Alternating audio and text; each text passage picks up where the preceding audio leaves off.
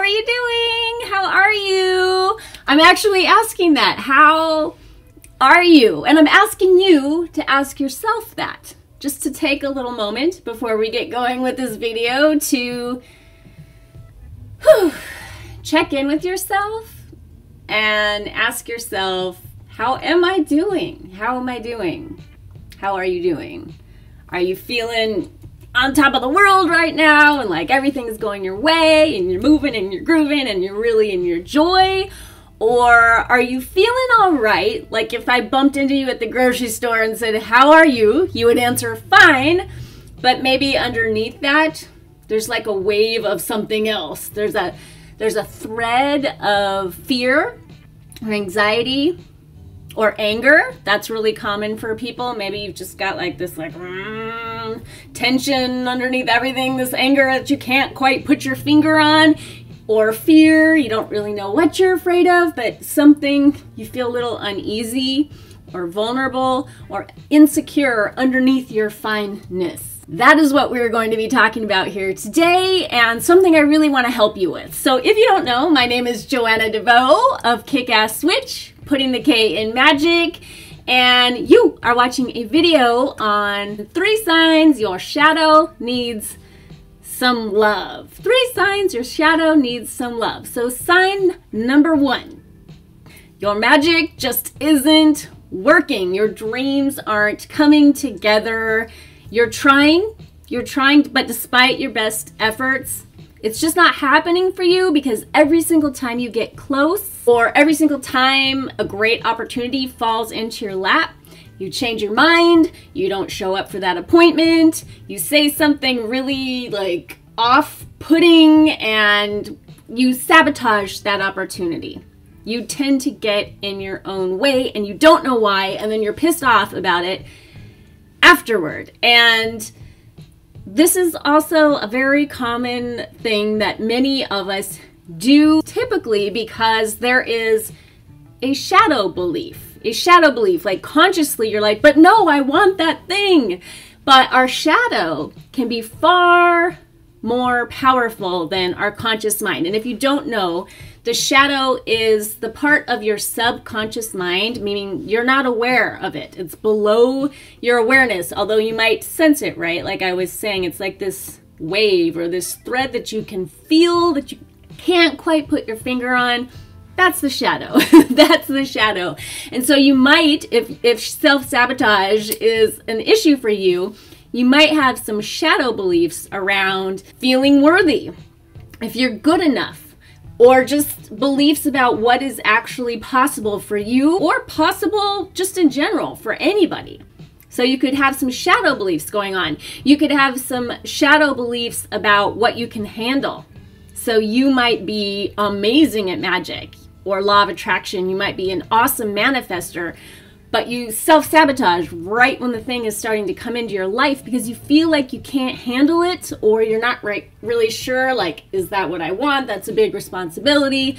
And you definitely need to get clear on that for yourself before you can move forward. And that part of your shadow needs some love. Sign number two, that there's something going on in your shadow that needs some love. You're a bit of a pushover. You seem to have some boundary pushers in your life. People that you just feel a little bit pushed around by, or a lot pushed around by.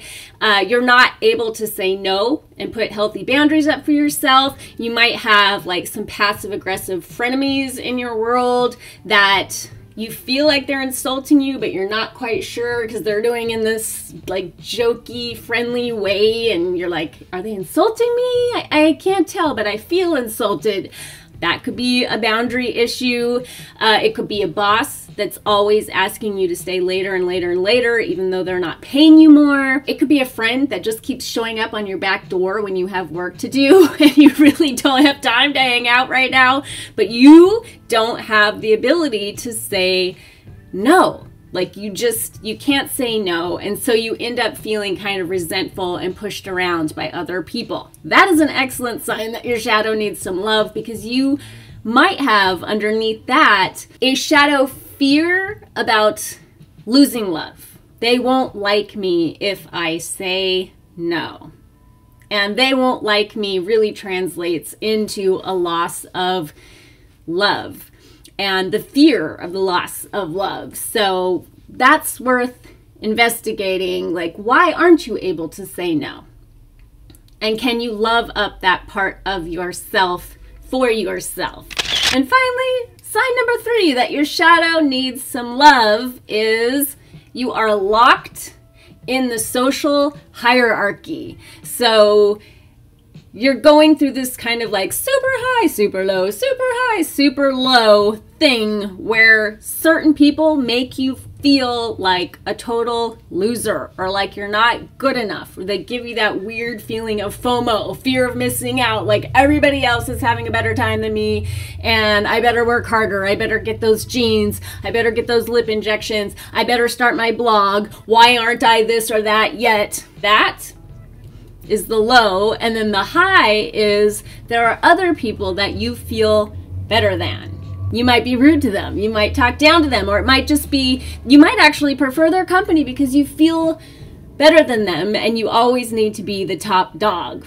So it's like this hierarchy and some people are better than you, some people are less than you, and your self-esteem kind of goes like on this teeter-totter that is not really comfortable. The high might feel okay. It might feel pretty good actually, but then there's always the low because you're in the comparison trap.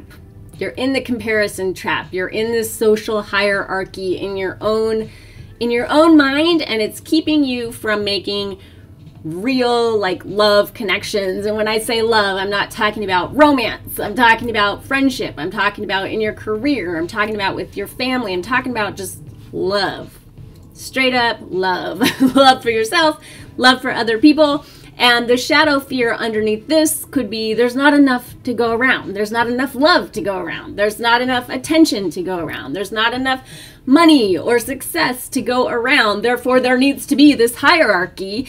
Life is a race. Life is a game and I have to win. These are just a few ways that our shadow kind of makes our life a living hell, and in very subtle ways, right?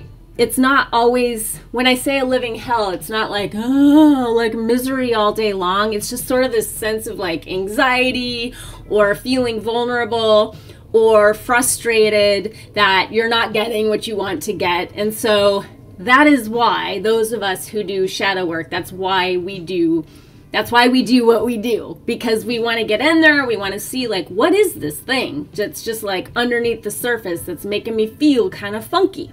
And then you learn to love that part of yourself. And if you're like, but I don't want to do shadow work, everybody says it's so freaky or scary, or it just sounds like a lot of work, I have news for you. If you just answered these questions and you identified yourself in any of this, you just did shadow work. You just did it. So congrats to you. And the way I personally like to approach shadow work is as a method to create a deeper sense of self-love. So even if you bump up against something that's very painful, the ultimate goal is a deeper sense of self-love and peace in your own life, the feeling of wholeness and being able to be more fully embodied in the here and now instead of all up in your head with anxious thoughts that keep you out of the joy of life, that keep you out of the flow of life. So if that sounds interesting to you, I have created a 6-part audio journey if you want to like keep going with this work and do more and start connecting the dots between like this idea of shadow work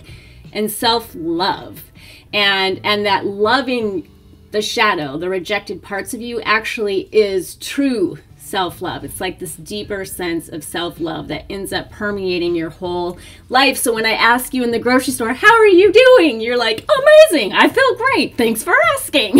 Instead of just fine, but actually, maybe not. So So it's called Shadow Love, Return to the Seat of the Soul. And again, it is a 6-part audio series that you can do in your own time. Each installment is delivered to your inbox, and you can check that out by clicking on the link around here. It's a very gentle journey. You only have to go as deep as you want to go. And I actually recommend that when you're doing any kind of shadow work, whether you choose to do Shadow Love or you choose to just go off and do it on your own, that you start small, that you start in small ways. You do not have to dive like deep into the depths of like the worst trauma of your life. I wouldn't recommend that to anybody. And if you do, if you feel ready to do that kind of work, I highly recommend that you get a qualified therapist to do that work with you. But in the meantime, there is so much you can do by just examining, just asking yourself little questions and examining like those everyday behaviors and healing little bits along the way. So if that interests you, if you have any questions, let me know in the comments down below. Subscribe, like, share, and until we meet again, much love to you. Peace.